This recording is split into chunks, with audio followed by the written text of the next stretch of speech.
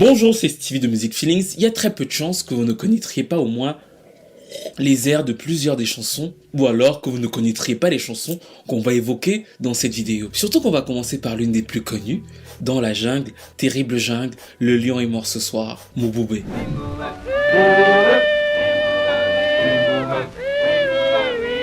Que certains appellent encore Awimbowe, Awimbowe.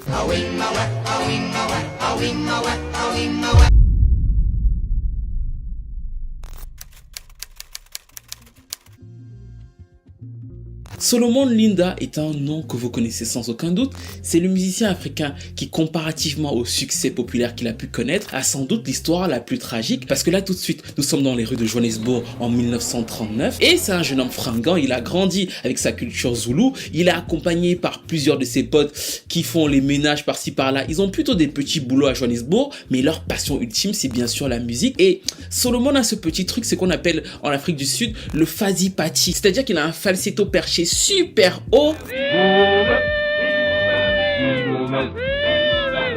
et il a grandi avec les codes de la musique zoulou, la manière de l'écouter, la manière de la structurer. Et avec ses potes qui sont plutôt des voix graves, ils commencent à faire leur classe, ils se font repérer. Et justement, il y a un jour un producteur de musique italien qui se dit que ce serait cool de leur faire enregistrer leur premier album. C'est comme ça donc que ces petits gars qui faisaient des petits jobs par-ci par-là ont donc l'opportunité pour la première fois de leur vie d'enregistrer leurs chansons, d'immortaliser leur voix, et ils vont porter avec eux quelque chose de super intéressant, mais qui est le cœur même de cette vidéo, leur culture. C'est-à-dire qu'ils vont entrer en studio et ils vont retranscrire vocalement la manière qu'ils ont toujours eu de chanter. Et vous allez l'entendre tout de suite, c'est une sorte de ping-pong vocal qui va vous sembler très évident aujourd'hui parce qu'il a été beaucoup repris, mais qui est pas du tout évident et qui est très typique en réalité de la culture zoulou. Dans la manière dont il y a un jeu de ping-pong vocal entre les différentes voix, comme si c'était une conversation.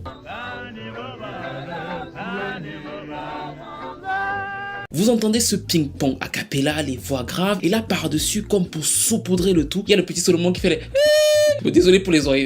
Non, c'était pour vous faire vivre le truc à fond. Vous entendez comment il saupoudre le truc avec beaucoup de peine et beaucoup d'implication dans la manière dont sa voix est posée à chaque fois. Et au fil des enregistrements, finalement, il y a une chanson qui s'appelle Moboubé. Moboubé, c'est le lion en langue zoulou, et c'est un chant qui est un peu fait pour se galvaniser, te rappeler que tu restes quelqu'un de très fort. Ils l'écrivent sans trop y croire, c'est pas là une chanson sur laquelle quelque chose est misé plus ou moins, et comme vous l'entendez, les enregistrements sont un peu scabreux, c'est un peu fait à l'arrache, et donc quand ils enregistrent Moboubé, à un moment précis, dans son élan de spiritualité, Solomon dit la fameuse phrase « Dans la jungle, terrible jungle ». Ce n'était absolument pas prévu, il improvise la mélodie. Et juste comme ça là, comme si de rien n'était, Solomon Linda venait de créer l'un des tubes les plus connus et les plus populaires de toute l'histoire de la musique. Nous connaissons absolument tous cette mélodie. Et pourquoi? Parce que sur le coup, il est content de son enregistrement, il sait pas trop comment ça va se passer. Certaines chansons sont diffusées à la radio, notamment Moboubé qui prend un peu et qui commence à lui faire une petite notoriété à Johannesburg. Il est payé 10 shillings, ce qui est rien pour l'époque, mais ce qui est ouf pour lui parce que lui c'est un petit employé de ménage. Et l'histoire, dans son esprit, s'arrête là. Le producteur, en revanche, va faire écouter la maquette à plusieurs artistes internationaux. Et c'est comme ça que Moboubé va quitter l'Afrique du Sud, en étant un espèce de succès considérable, mais pas non plus super ouf dans son pays, pour devenir une sorte de succès totalement mondial, porté d'abord par le groupe The Weaver, qui va donc l'appeler Wimbowe. Je trouve que c'est beaucoup plus dur à dire le nom phonétique qu'ils ont donné à la chanson que Moboubé. Mais Wimbowe était un nom beaucoup plus accessible pour les occidentaux. On retrouve, et c'est là, c'est super important, la structure de la chanson, la mélodie, et aussi, ils essaient, vous allez l'entendre, de copier leur style de chant, tout en élaguant ce qui pourrait faire trop rural. La manière dont le chanteur du groupe pose, c'est exactement pour essayer de recréer le petit faci-pati que j'ai fait tout à l'heure de Solomon. On essaie tous quoi. Le concept est vieux comme le monde. On a des artistes africains ou alors des Africains qui font quelque chose. C'est pas assez mainstream, donc du coup, on refait faire par des gens qui ne sont pas africains, qui seront donc blancs. C'est plus facile pour qu'une audience internationale aime et se reconnaisse. Et du coup, ça prend beaucoup plus vite et beaucoup plus fortement chez eux. On va avoir de nombreuses reprises qui vont aider la chanson à être popularisée, comme celle de Tokens, celle de Henri Salvador pour la France, celle des NSYNC, celle des stylistiques. Vous connaissez tous la chanson parce que vous avez vu le film Le Roi Lion. Donc elle va être récupérée et réexploitée par Disney. Et on estime les revenus engendrés par cette chanson depuis sa sortie à plus de 100 millions de dollars. C'est-à-dire que le montant est considérable.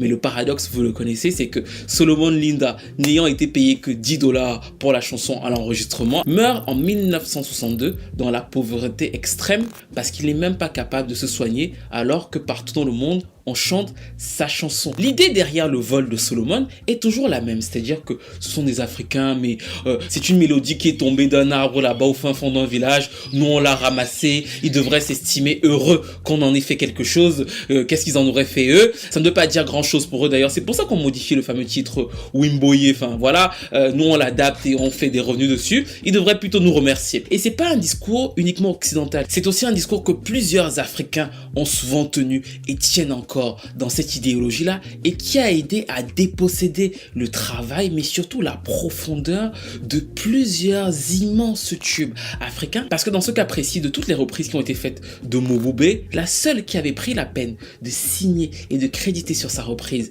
dans les années 60, la personne qui l'avait écrite, c'était Miriam Makeba. Lorsqu'elle a repris ce titre, elle l'a fait pourquoi? Parce qu'elle est sud-africaine et qu'elle avait très bien compris ce qui s'était passé. C'est-à-dire que effectivement, premier point, Solomon avait popularisé la manière de chanter. Et je vous ai toujours dit sur cette chaîne que l'une de mes scènes musicales africaines préférées, ça a toujours été la scène sud-africaine parce que le chant, la précision, leur école des chœurs est incroyable. Et justement, avec ce moment précis de leur histoire, Solomon popularise à sa propre façon. C'est-à-dire que ce n'est pas quelque chose qu'il a ramassé par terre. Il prend quelque chose qui existait, il le popularise dans la manière dont sont faits les chœurs pour que ça devienne mainstream, sans le savoir d'ailleurs. Au moment où il le fait juste à sa propre façon. C'est pour ça que cette manière de faire les chœurs, qui s'appelle en réalité l'Isakatamia, est devenue un courant musical à part entière en Afrique du Sud et qui porte donc le nom aujourd'hui de Mobube.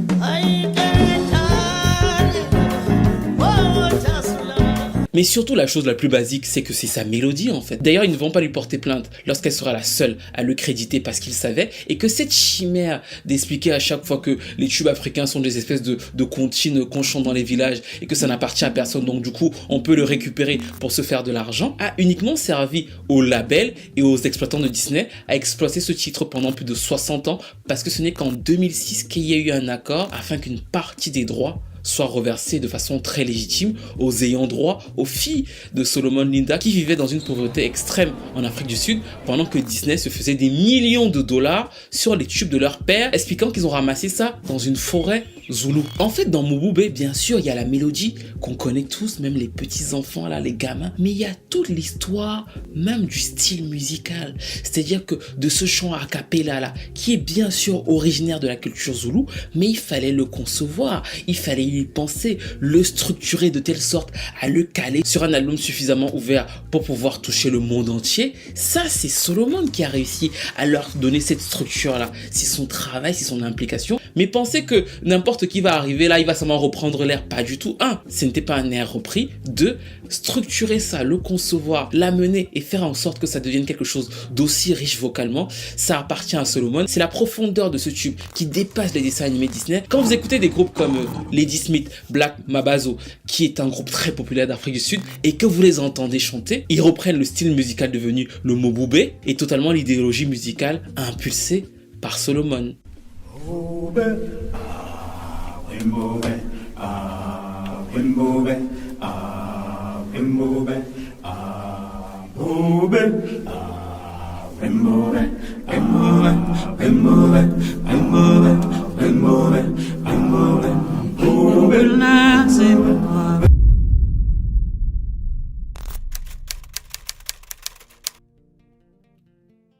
Nous quittons pieusement les rues de Johannesburg, le temps file et on se retrouve au début des années 60, période cruciale pour de nombreux pays d'Afrique vu que c'est la période de la décolonisation. Et là on va dans un des pays majeurs pour la musique africaine, à savoir le Congo. On se balade dans les rues congolaises en juin 1960, le 30 juin précisément. Et là d'un coup on va entendre une mélodie de ce qui était à l'époque la radio Congo belge. Indépendance, tcha tcha,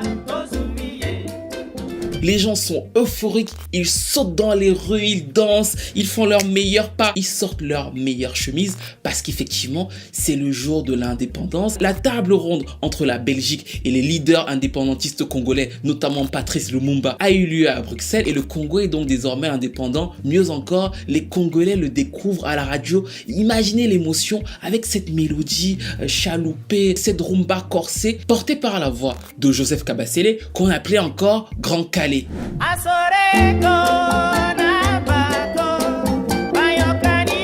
Nous sommes enfin libres, nous avons gagné, indépendance, tout voilà dans nos mains. Le titre est écrit dans 3 langues parlées au Congo, à savoir le Lingala, le Chiluba et le Kikongo. C'est pour que le maximum de personnes puissent entendre ce message, ce qui va être fait, mais qui va totalement dépasser les espérances des créateurs du titre, parce qu'en réalité, on vient d'entendre là l'un des tout premiers tubes africains pour africains. La radio congo-belge à l'époque a une grosse capacité d'émission, et surtout, ce n'est pas fait par n'importe qui. Le groupe qui fait cette chanson, et qui est donc créé par Grand Calais, s'appelle African Jazz. C'est un groupe emblématique de la musique africaine parce que dans les années 50, il voit monter justement le mouvement du jazz, il voit monter la rumba et les musiques latines qui explosent partout et tout ça, tout ce carcan-là vient à la base d'Afrique. Sauf que avec tout ce qui se passe autour de la colonisation pour les pays africains, c'est plus difficile pour eux d'exprimer leur art. C'est pour ça que eux vont prendre en contre-coup ces mouvements-là, récupérer les différentes influences parties d'Afrique constituant le jazz, partie d'Afrique, constituant la rumba et plusieurs musiques latines, les réadapter et les resituer dans un univers profondément africain. Et d'ailleurs, le fait de dire cha-cha dans la musique, on retrouve une influence latine sur une bataille profondément africaine. Indépendance,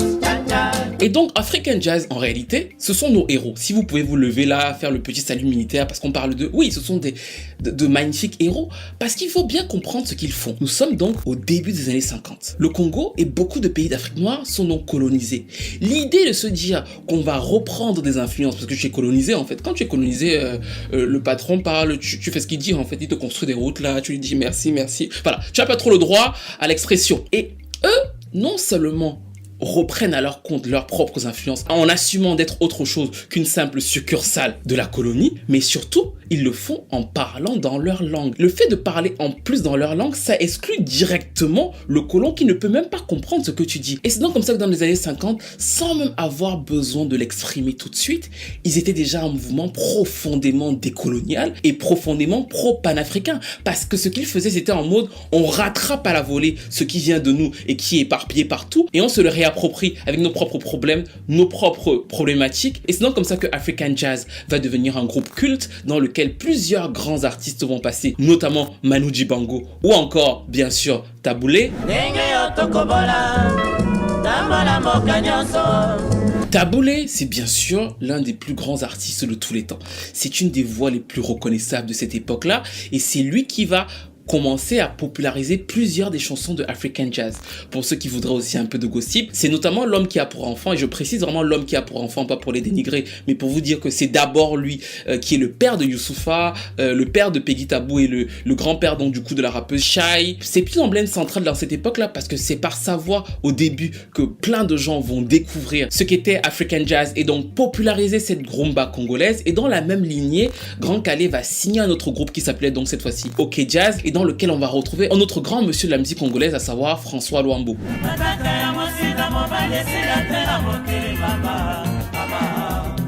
African music. There are certain groups, a lot of them came out of the Congo. There was an artist called Franco who made unbelievable dance music. It's all in French, so a lot of times I couldn't understand what the words were about, but man, the beats rocked. Great dance music. Pourquoi c'est important? Parce que si vous allez tout de suite au Sénégal, les gens de cette génération, au moins, connaissent Indépendance Cha-Cha. Vous allez au Bénin, les gens connaîtront Indépendance Cha-Cha. Vous allez au Togo, ils savent ce que c'est que Indépendance Cha-Cha. Vous allez au Cameroun, ils savent ce que c'est que Indépendance Cha-Cha. Ce fameux air-là. Tous les pays d'Afrique noire décolonisés de cette époque-là vont le connaître parce que ça va devenir la chanson de l'indépendance, la chanson de la décolonisation. Et ce qui est magnifique dedans, c'est que l'idéologie est double. Les pays africains dans lesquels la chanson va arriver vivaient plus ou moins ou alors se battaient pour vivre l'indépendance que vivait le Congo. Donc ils célèbrent avec les Congolais ce qui se passe pour quasiment tout le monde. Et ils sont effectivement contents que les Congolais le racontent, même s'ils ne parlent pas exactement tous la même langue. Ils savent que là, les quelques phrases qu'on comprend là, c'est fait par nous, c'est pour nous, ça nous parle à tous. Ils sont libres comme nous sommes libres et c'est un nouvel avenir.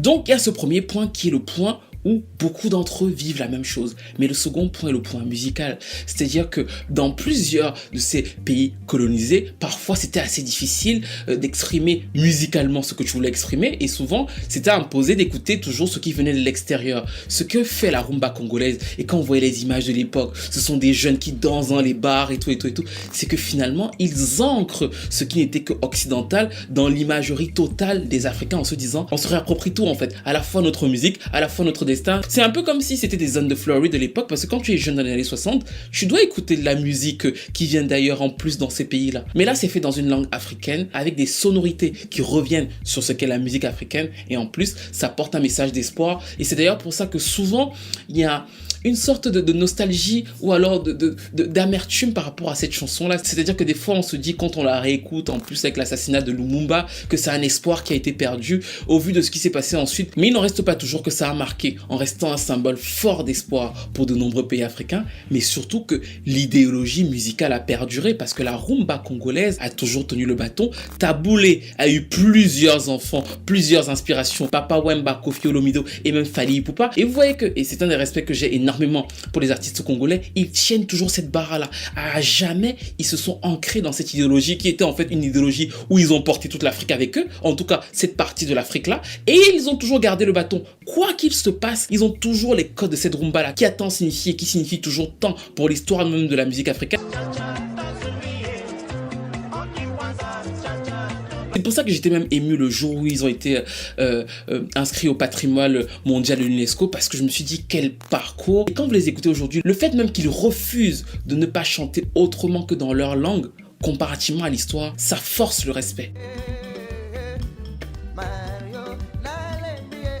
Vous allez nous voir les taquiner là en disant que des fois dans les chansons ils citent un peu trop de noms, en taclant par-ci des grands monsieur comme Ferregola, mais globalement l'idéologie qu'ils ont promue, même si c'est un peu moins politique aujourd'hui, de façon générale dans la musique congolaise, on retrouve quand même cette lignée depuis African Jazz qui a été énormément porteuse d'espoir et toujours force de fierté pour les pays africains, parce qu'encore une fois, ils ont réussi à se réapproprier musicalement quelque chose qui semblait être complètement déconnecté de sa base pour le réinscrire dans l'histoire du futur de l'Afrique. Après les indépendances, parfois il y a eu des réveils ou alors des batailles assez difficiles en Afrique. La tchatcha a été passée, ça se passe par exemple au Maghreb, où on parlera par exemple de l'influence des poèmes souvent illustrés en chansons, comme celui de la chanteuse égyptienne Kaltoum, la chanson Hal Atlal.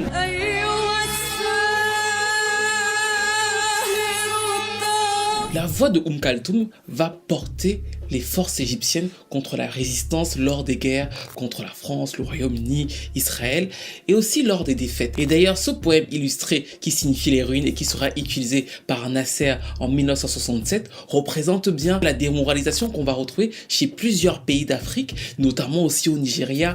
Après l'indépendance, les gouvernements ne sont pas à même d'avoir la vision que la population espérait. Ça crée des tensions. C'est comme ça que Fela Kuti arrive avec ce qu'on appelait donc l'afrobeat, différent de ce qu'on écoute aujourd'hui, l'afrobeat, même s'il en est l'une des inspirations majeures, et que l'un des points de chute de Fela Kuti qu'on développera dans une autre vidéo, parce qu'on ira bien ailleurs dans plusieurs autres pays d'Afrique dans la prochaine vidéo. N'hésitez pas à vous abonner, à liker, à commenter, à partager, à me dire si vous voulez qu'on le fasse d'ailleurs. Et donc l'un des points vitaux de la musique de Fela Kuti était bien sûr le point politique, se rebeller contre le gouvernement, se rebeller contre la police, les militaires violents contre la population qu'il traitait de pantins, ce qui a donné lieu à l'un de ses albums les plus emblématiques, à savoir Zombie.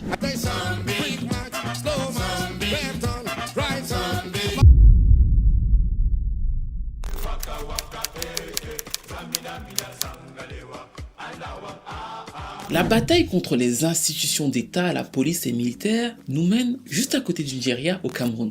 Vous avez reconnu l'air, vous avez reconnu cette mélodie, et peut-être que vous vous dites qu'on va refaire une énième fois la fameuse histoire de Shakira, qui a raconté dans une interview à la base, avant de reprendre cette chanson en 2010, qu'elle avait eu la mélodie, le rythme, alors qu'elle marchait sur une plage.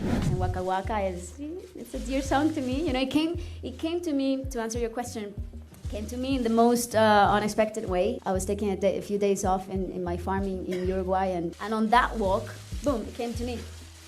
I got the lyrics and the music of the entire first verse and first pre-chorus. I arrived to the house. I was like, I got it, I know this is it. Sauf que ce n'est factuellement pas vrai, c'est un titre originaire donc du Cameroun, et vous savez que c'est toujours ma petite fierté, parce que avant l'histoire de cette chanson n'était pas du tout connue, j'ai fait une vidéo dessus en 2017 qui a complètement explosé, qui a été traduite dans plein de médias, elle m'a complètement dépassé ce truc, la vidéo où on colle tout et tout, elle est reprise à chaque fois, je la vois sur TikTok, je vois la même histoire reprise maintenant sur TikTok des centaines de fois, mais c'est toujours la vidéo qui fait que vous et moi on se connaissent, parce qu'un jour, je vais à un entretien d'embauche, et lors de l'entretien, le mec me dit à un moment, franchement on aimerait ce genre de format et tout, et il me montre ma propre vidéo.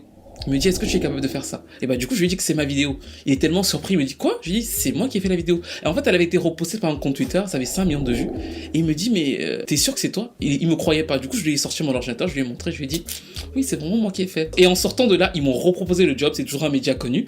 Et après je me suis dit, mais si je dois refaire ce que je suis capable de faire seul, même si j'ai pas d'argent, autant le faire seul. Oui, c'est toujours ma petite fierté, donc je vais la raconter autant de fois que possible.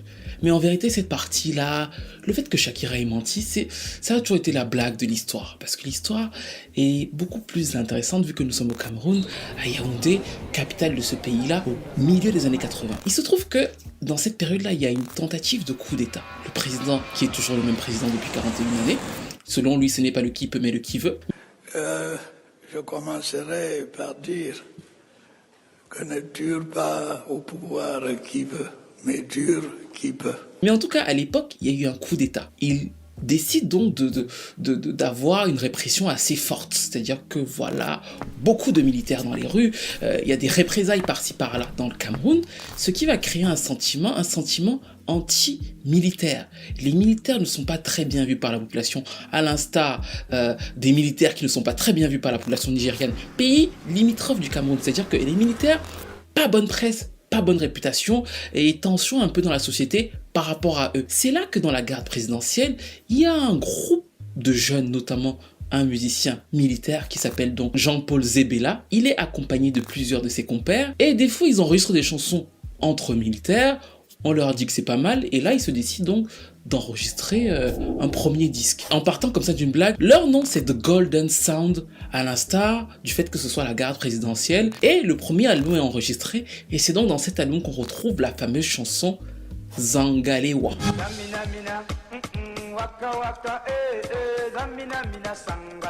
Le mensonge de Shakira pour pouvoir commettre son vol au début était le même et est d'ailleurs toujours soutenu par certains, à savoir non mais c'est un truc qui était chanté partout en Afrique, nous aussi on connaissait cette chanson, c'est tombé d'un arbre là-bas quelque part, enfin ça veut pas dire grand chose, on chantait juste ça comme ça. Ce qui est encore une fois bien évidemment faux.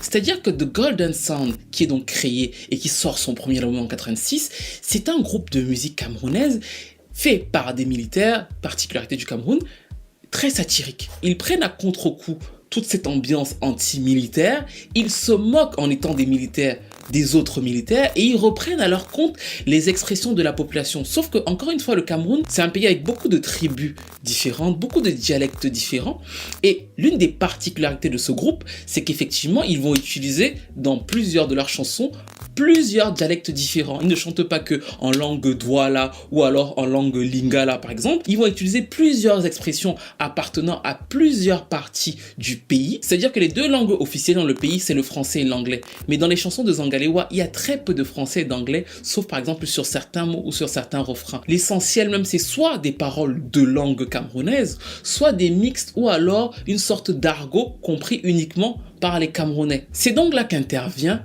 Zangalewa qui n'existe pas. En vérité, c'est Za Anga Loewa, qui en langue Betty veut dire « qui t'a envoyé ici ?» Pourquoi? Parce que la chanson est censée se moquer des militaires, des jeunes militaires qui trouvent l'entraînement à la garde présidentielle extrêmement dur et donc on leur dit Za Anga Loewa. Sauf que dans la chanson et dans la manière de parler des militaires qui parlent tous des langues différentes au début avec leurs accents, c'est devenu Zangalewa. Zangalewa qui en vérité effectivement quand on l'entend comme ça ne veut pas dire grand chose. Mais le sens réel de la phrase prononcée, c'est de façon de demander aux autres militaires mais qui vous a envoyé ici si vous n'êtes pas capable de tenir la cadence? C'est à la fois donc un son un peu moqueur par rapport aux jeunes recrues mais aussi un peu galvanisateur pour pouvoir continuer à suivre l'entraînement.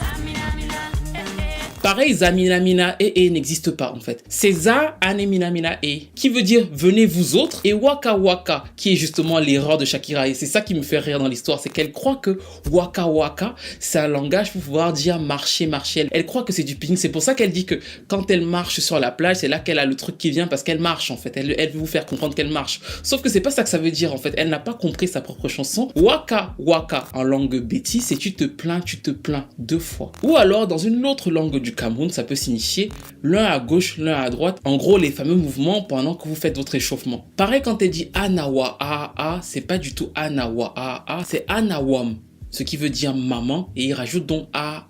Plus tard quand elle dit Django et Django, non, là encore c'est une mauvaise récupération de la chanson, parce qu'en gros c'est Yango et qui veut dire attends.